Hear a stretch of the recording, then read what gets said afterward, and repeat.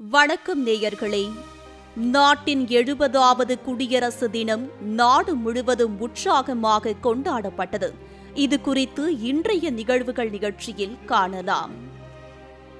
ஆரம்ப காலத்தில் நமது மன்னர்கள் ஒற்றுமையாக இல்லாமல் இந்தியாவை சிறு சிறு மாநிலங்களாக பிரித்து ஆட்சி செய்து கொண்டிருந்ததால் வணிகம் செய்வதற்காக இந்தியாவில் நுழைந்த பிரிட்டிஷ்காரர்கள் படிப்படியாக தங்களுடைய ஆதிக்கத்தை ஏற்படுத்தி இந்தியா முழுவதும் கொடுங்கோல் ஆட்சியை அரங்கேற்றினர். அத்தகைய கொடுங்கோல் ஆட்சியை முடிவுக்கு கொண்டு வந்து 1947ஆம் ஆண்டு ஆகஸ்ட் 15ஆம் நாள் இந்தியா விடுதலை பெற்றது. இந்திய விடுதலைக்கு பிறகு மக்களாட்சி மட்டுமே ஒரு நாட்டின் சிறப்பான வளர்ச்சிக்கு அடையாளம் என கருதி டாக்டர் பி.ஆர். அம்பேத்கர் தலைமையில் இந்திய அரசியல் சட்டம் நிறைவேற்றப்பட்டு 1950 ஜனவரி 26 முதல் குடியரசு தினமாக கொண்டாடப்படுகிறது. மேலும் அத்திருநாளில் தமது தாய் நாட்டினை அந்நியர்களின் பிடியில் இருந்து காப்பாற்றி பாரத மண்ணில் ஒவ்வொரு மனிதனும் சுதந்திர காற்றை சுவாசிக்க பாடுபட்ட தியாகிகளை நினைவு கூறும் வகையில் விடுமுறை அளிக்கப்பட்டு நாடெங்கும் அனைத்து பள்ளிகளிலும் கல்லூரிகளிலும் அலுவலகங்களிலும் தேசிய கீதம் பாடி கொடியேற்றி இனிப்புகள் வழங்கி கொண்டாடப்பட்டு வருகின்றன. இந்நிலையில் நாடு முழுவதும் 70வது குடியரசு தினம் கொண்டாடப்பட்டது. இதனையொட்டி டெல்லி செங்கோட்டையில் 21 குண்டுகள் முழங்க குடியரசுத் தலைவர் ராம்நாத் கோவிந்த் தேசிய கொடியை ஏற்றினார். விழாவில் பிரதமர் நரேந்திர மோடி, மத்திய அமைச்சர்கள், முப்படை தளபதிகள் உள்ளிட்டோர் பங்கேற்றனர்.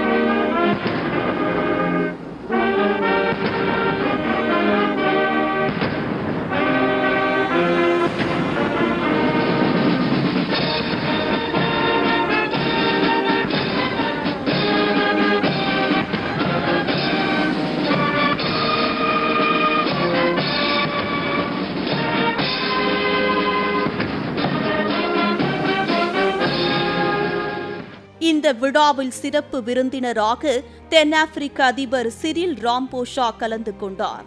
முன்னதாக குடியரசு தினத்தையொட்டி டெல்லி அமர் ஜவான் ஜோதியில் பிரதமர் நரேந்திர மோடி நாட்டிற்காக உயிர் தியாகம் செய்த வீரர்களுக்கு அஞ்சலி செலுத்தினார்.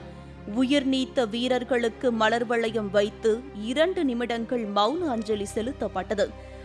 இதனைத் தொடர்ந்து மறைந்த லான்ஸ் நாயக் நசீர் அகமது வாணிக்கு அசோக் சக்ரா விருது வழங்கப்பட்டது. அவரது மனைவி மற்றும் தாயிடம் குடியரசுத் தலைவர் ராம்நாத் கோவிந்த் விருதை வழங்கினார். स्वर्गीय लांस नायक नसीर अहमद वानी की पत्नी श्रीमती महजबीन, साथ में है उनकी माताजी श्रीमती राजा बानू.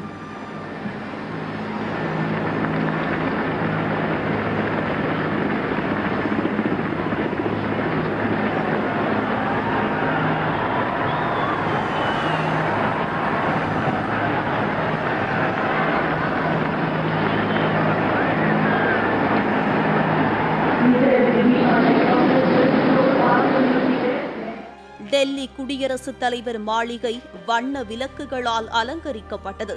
மூவர்ண நிறத்தில் இந்தியா கேட்டும் விளக்குகளால் அலங்கரிக்கப்பட்டு ஜொலித்தது. ராம்நாத் கோவிந்த் கொடியேற்றியதைத் தொடர்ந்து ராஜ்பத் முதல் செங்கோட்டை வரை 8 கிலோமீட்டர் தூரத்திற்கு பிரம்மாண்ட அணிவகுப்பு நடைபெற்றது. அந்த அணிவகுப்பை குடியரசுத் தலைவர் ராம்நாத் கோவிந்த் பார்வையிட்டார். परमवीर चक्र से सम्मानित मेजर ऑनररी कैप्टन बाना सिंह सियाचिन के परमवीर, सूबेदार योगेंद्र सिंह यादव टाइगर हिल के परमवीर, सूबेदार संजय कुमार करगिल युद्ध के एक और वीर, ये सभी परमवीर चक्र से सम्मानित हैं। ये वीर ये वो हैं जिनके पराक्रम ने दुश्मन के इरादों को धूल में मिला दिया और अशोक चक्र से सम्मानित वीर योद्धा major general Cyrus A Pithawala, lieutenant colonel Jasram Singh, lieutenant colonel D Sriram Kumar, Naib Subedar Charing मुतुब, Govind Singh और Shri Bhurelal. 61 cavalry led by Major Apurva Dhabade. The motto,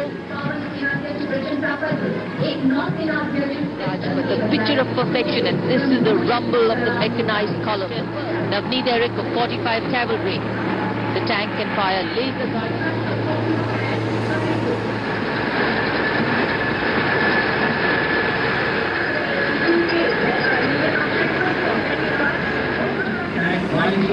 Going past the saluting base.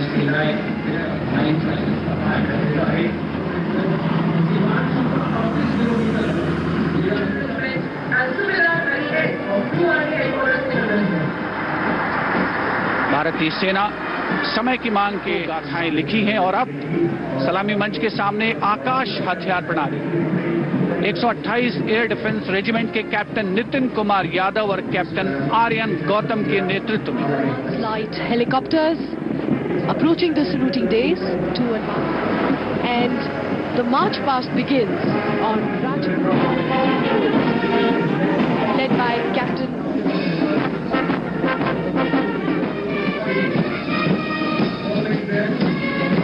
Regimental Center, leading the combined band of Raja Ramchandra ki Jai. के साथ आगे बढ़ता हुआ अगला दस्ता सिख नौका है जिसका नेतृत्व कर रहे हैं द्वितीय सिख रेजिमेंट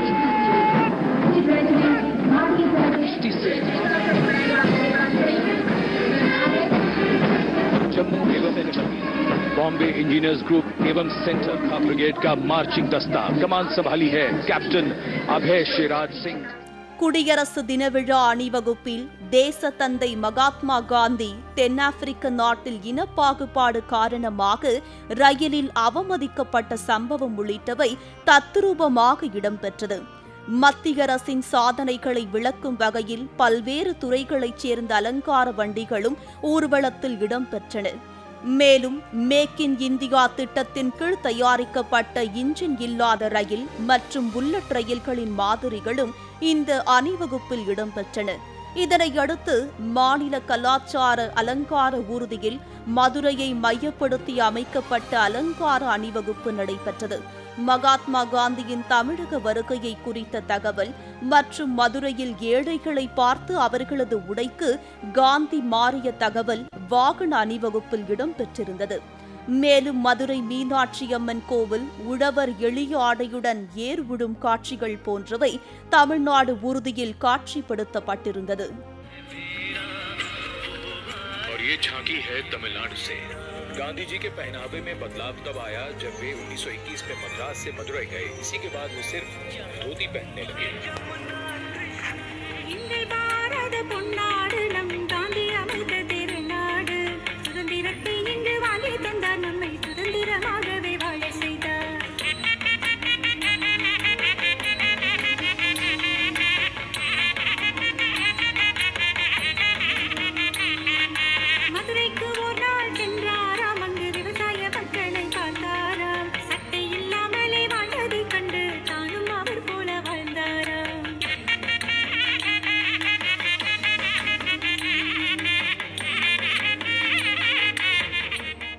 இதனை காண டெல்லியில் லட்சக்கணக்கான பொதுமக்கள் கூடி கலை நிகழ்ச்சிகளை கண்டு ரசித்தனர்.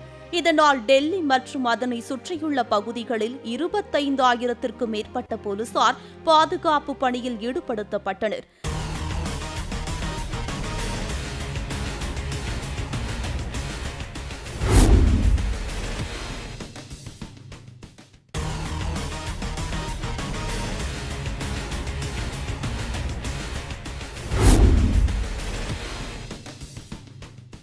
இதேபோல் சென்னை காமராஜர் சாலையில் ஆளுநர் பன்வாரிலால் தேசிய கொடியை ஏற்றி வைத்தார்.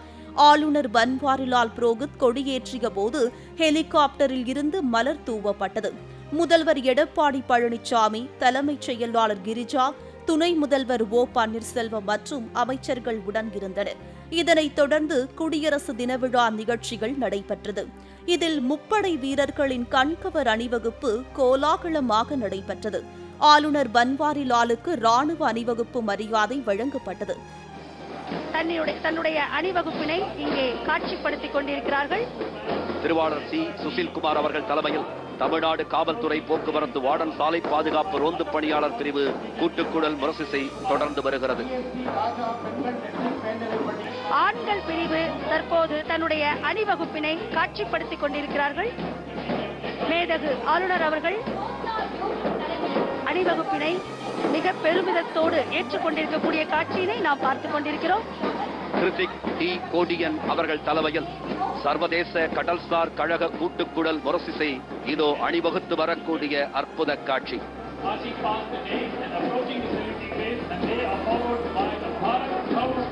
சர்வதேச கடல்சார் கழக கூட்டுக்குழல் முரசிசை இதோ அணிவகுத்து வரக்கூடிய அற்புத காட்சி.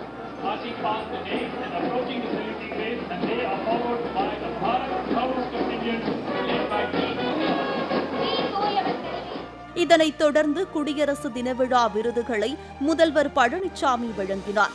இவ்விழாவையொட்டி மெரினா கடற்கரை முழுவதும் பலத்த போலீஸ் பாதுகாப்பு போடப்பட்டது.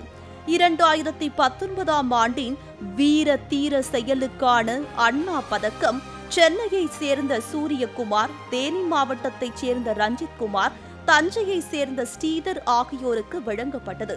அனைவருக்கும் தலா 1 லட்சம் ரூபாய்க்கான காசோலை, தங்க முலாம் பூசிய பதக்கம் மற்றும் சான்றிதழ்களையும் முதல்வர் பழனிசாமி வழங்கினார். அவர்களைத் தொடர்ந்து வேளாண் துறை சிறப்பு விருது புதுக்கோட்டை மாவட்டம் தெற்கு செட்டியாப்பட்டி கிராமத்தைச் சேர்ந்த விவசாயி சேவியருக்கு வழங்கப்பட்டது. அவருக்கு 5 லட்சம் ரூபாய்க்கான காசோலை மற்றும் பதக்கமும் வழங்கப்பட்டது. இந்த ஆண்டு பதக்கங்களை பெறக்கூடியவர்கள் சென்னை திருமங்கலத்தைச் சேர்ந்த திரு நா. சூரியகுமார் அவர்கள் இப்போது வீரதீர செயலுக்கான அண்ணா பதக்கத்தை பெற்றுக் கொண்டிருக்கிறார்.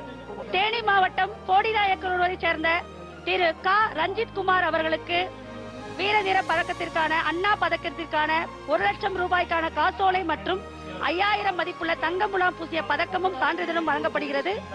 இப்போது தஞ்சாவூர் மாவட்டத்தை சார்ந்த திரு ரா. ஸ்ரீதர் அவர்களுக்கு அண்ணா பதக்கம் வழங்கப்பட்டுக் கொண்டிருக்கிறது. காந்தியடிகள் காவலர் பதக்கத்தை பெறுகிறார். கடலூர் மாவட்டம் மதுவிலக்கு அமலாக்க பிரிவின் கூடுதல் காவல் கண்காணிப்பாளர் திரு ரா. வேதரத்னம் அவர்கள் காந்தியடிகளினுடைய பதக்கத்தை பெற ஓசூர் கிருஷ்ணகிரி மாவட்டம் மதுவிலக்கு அமலாக்க பிரிவு காவல் ஆய்வாளர் திருவாளர் ஆ. பிரகாஷ் அவர்கள், அரியலூர் மாவட்டம் விக்கிரமங்கலம் காவல் நிலையத்தினுடைய காவல் உதவி ஆய்வாளர் திரு கோ. ராஜேந்திரன் அவர்களுக்கு. இதனையடுத்து பள்ளி கல்லூரி மாணவர்களின் மொழி வீரத்தீரத்தை பறைசாற்றும் வகையில் இசையுடன் கூடிய கலை நிகழ்ச்சிகள் அங்கு கூடியிருந்த லட்சக்கணக்கான மக்களை வெகுவாக கவர்ந்தது. கரூர் மாவட்ட விளையாட்டரங்கில் மாவட்ட ஆட்சியர் அன்பழகன் தேசிய கொடியை ஏற்றி வைத்து வீர வணக்கம் செலுத்தினார். இதனைத் தொடர்ந்து காவல்துறையினரின் அணிவகுப்பை ஏற்றுக்கொண்ட அவர் பல்வேறு துறைகளைச் சேர்ந்த 332 பயனாளிகளுக்கு ரூபாய் 93 லட்சம் மதிப்பிலான நலத்திட்ட உதவிகளையும் வழங்கினார். கோவை வ.உ.சி. மைதானத்தில் நடைபெற்ற விழாவில் தேசிய கொடியை ஏற்றி வைத்த ஆட்சியர் ஹரிஹரன் காவல்துறையினரின் அணிவகுப்பு மரியாதையை ஏற்றுக்கொண்டார். பின்னர் சிறப்பாக பணியாற்றிய காவல்துறையினருக்கு முதலமைச்சர் பதக்கங்கள், சிறப்பாக சேவையாற்றிய துறைகளுக்கு பாராட்டு சான்றிதழ்களையும் வழங்கி கௌரவித்தார்.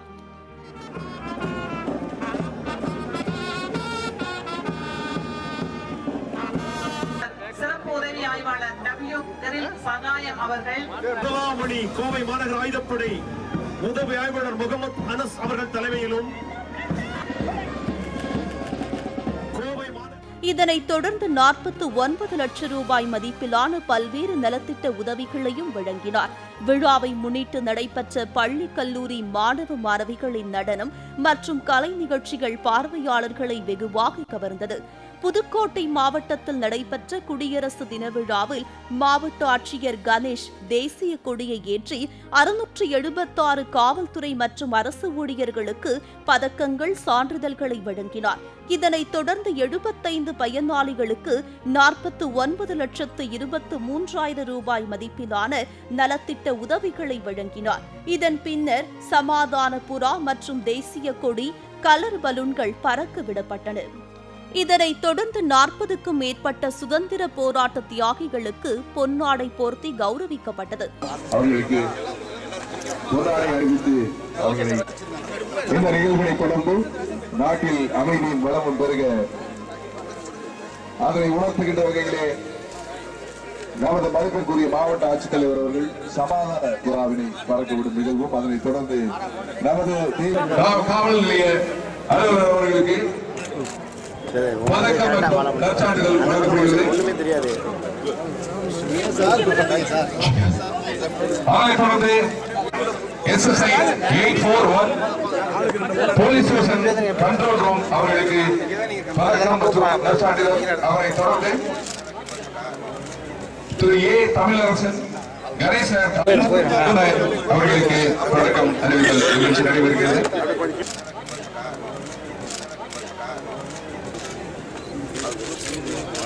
அவரைத் தொடர்ந்து கணேசேகர் காவல் நிலைய கணேசன் அவர்களுக்கு மாவட்ட ஆட்சித்தலைவர் அவர்கள் பதக்கம் மற்றும் நற்சான்றிதழ் வழங்குகிறார். அவரைத் தொடர்ந்து அனவாசல் காவல் நிலைய SSI திரு வி. தமிழரசன் அவர்களுக்கு பதக்கம் மற்றும் நற்சான்றிதழ்.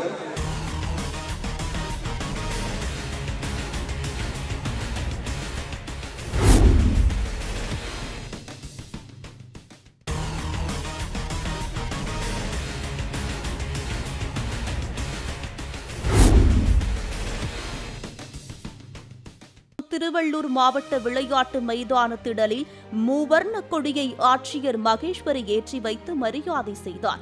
மாவட்ட காவல் கண்காணிப்பாளர் பொன்னி தலைமையில் காவல்துறையினரின் அணிவகுப்பு மரியாதை நடைபெற்றது. காஞ்சிபுரம் மாவட்ட ஆட்சியர் வளாகத்தில் உள்ள காவலர் அண்ணா மைதானத்தில் மாவட்ட ஆட்சியர் பொன்னையா தேசிய கொடியை ஏற்றி வைத்து மரியாதை செலுத்தினார். பின்னர் மாவட்ட காவல் கண்காணிப்பாளர் சந்தோஷ் உள்ளிட்டோர் காவல்துறையின் அணிவகுப்பு மரியாதையை ஏற்றுக்கொண்டனர். வேலூர் மாவட்டம் நேதாஜி விளையாட்டு மைதானத்தில் தேசிய கொடியை மாவட்ட ஆட்சியர் ராமன் ஏற்றி வைத்தார். பின்னர் காவல்துறையின் அணிவகுப்பினை ஏற்றுக்கொண்ட அவர் சுதந்திர போராட்ட தியாகிகள் மற்றும் அவர்களின் குடும்பத்தினருக்கு பொன்னாடை போர்த்தி ஆட்சியர் கௌரவித்தார். இதேபோல் திருச்சி ஆயுதப்படை மைதானத்தில் தேசிய கொடியை மாவட்ட ஆட்சியர் ராஜாமணி ஏற்றி வைத்து அணிவகுப்பு நிகழ்ச்சிகளை பார்வையிட்டார். அதேபோல் திருச்சி மாநகராட்சியில் மாநகராட்சி ஆணையர் ரவிச்சந்திரன் தேசிய கொடியை ஏற்றி வைத்தார். அரியலூரில் மாவட்ட ஆட்சியர் விஜயலட்சுமி தேசிய கொடியினை ஏற்றி வைத்து 137 பயனாளிகளுக்கு 83 லட்சம் ரூபாய் மதிப்பிலான நலத்திட்ட உதவிகளை வழங்கினார். இதனையடுத்து அரியலூர் மாவட்ட காவல்துறை கண்காணிப்பாளர் ஸ்ரீனிவாசன் தலைமையிலான காவல்துறையினர் அணிவகுப்பு மரியாதையை ஏற்றுக்கொண்டனர்.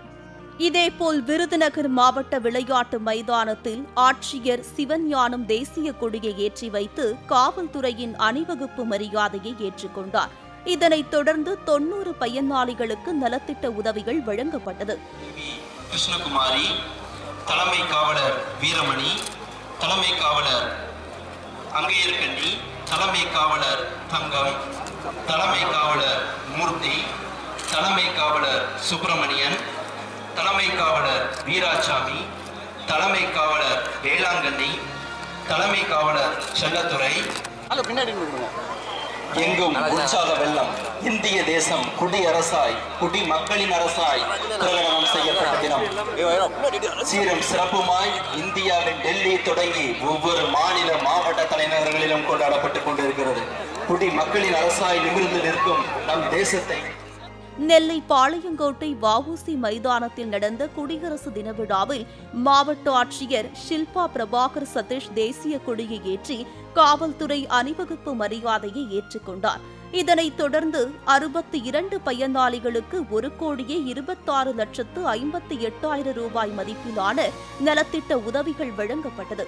இதேபோல் தூத்துக்குடி மாவட்ட விளையாட்டரங்கில் மாவட்ட ஆட்சியர் சந்தீப் நந்தூரி தேசிய கொடியை ஏற்றி வைத்து காவல்துறை அணிவகுப்பு மரியாதையை ஏற்றுக்கொண்டார்.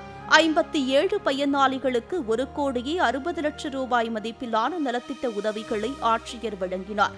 திருவண்ணாமலை மாவட்ட காவலர் மைதானத்தில் மாவட்ட ஆட்சியர் கந்தசாமி இந்திய தேசிய கொடியை ஏற்றி வைத்து மரியாதை செலுத்தினார். மாவட்ட காவல் கண்காணிப்பாளர் CB சக்கரவர்த்தி உள்ளிட்ட அதிகாரிகள் இதில் கலந்து கொண்டனர்.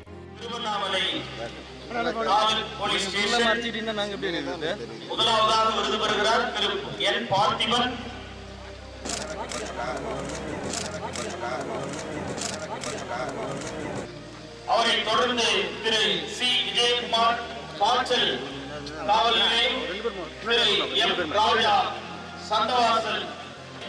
இவர்கள் இல்லை என்றால் இந்த நாடு சுதந்திரம் பெற்றிருக்காது. சுதந்திரம் இல்லை என்று சொன்னால் பேச்சுரிமை இருந்திருக்காது, எழுத்துரிமை இருந்திருக்காது, எனக்கான எந்த உரிமையும் வந்திருக்காது. அச்சம் தெரியாத ஆண்மகன்கள் இவர்கள்.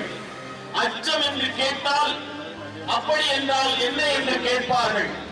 அச்சம் தெரியாத ஆண்மகன்கள், அன்னை தேசத்தின் தலைவர்கள். லஞ்சம் இல்லாத ஆட்சி, நேர்மையான தேர்தலை மக்களோடு இணைந்து உருவாக்குவோம் என அமெரிக்காவில் இருந்து ட்விட்டர் மூலம் தேமுதிக தலைவர் கேப்டன் விஜயகாந்த் சூளுரைத்துள்ளார். இதனைத் தொடர்ந்து நாட்டு மக்கள் அனைவருக்கும் தனது குடியரசு தின வாழ்த்துக்களையும் கேப்டன் தெரிவித்துள்ளார். அனைவருக்கும் என்னுடைய குடியரசு தின வாழ்த்துக்களை தெரிவித்துக் கொள்கிறேன். லஞ்சமில்லாத ஆட்சி, யாருக்கும் அஞ்சாத நீதி, நேர்மையான தேர்தல் மக்களோடு இணைந்து உருவாக்குவோம். முதன்மை மாநிலமாக தமிழகத்தை மாற்றுவோம். மறைந்த முன்னாள் குடியரசுத் தலைவர் அப்துல் கலாம் அவர்களின் கையால் இந்திய குடிமகனுக்கான விருதை பெற்ற கேப்டனை போல் நாமும் நமது நாட்டிற்கு சுயநலமின்றி பொதுநலத்தோடு மக்களுக்கு உதவி செய்தும் பணியாற்றியும் நமது நாட்டை காக்க இந்நாளில் உறுதி ஏற்போம் என வேண்டிக் கொண்டு அனைவருக்கும் 70வது குடியரசு தின வாழ்த்துக்களுடன் மீண்டும் ஒரு நிகழ்வுகள் நிகழ்ச்சியில் சந்திப்போம். நன்றி, வணக்கம். நிகழ்வுகள் குறித்தான உங்கள் கருத்துக்களை அனுப்ப வேண்டிய முகவரி: நிகழ்வுகள், கேப்டன் டிவி, தபால் பெட்டி எண் 5, வானகரம், சென்னை 95. மின்னஞ்சல் news@captainmedia.in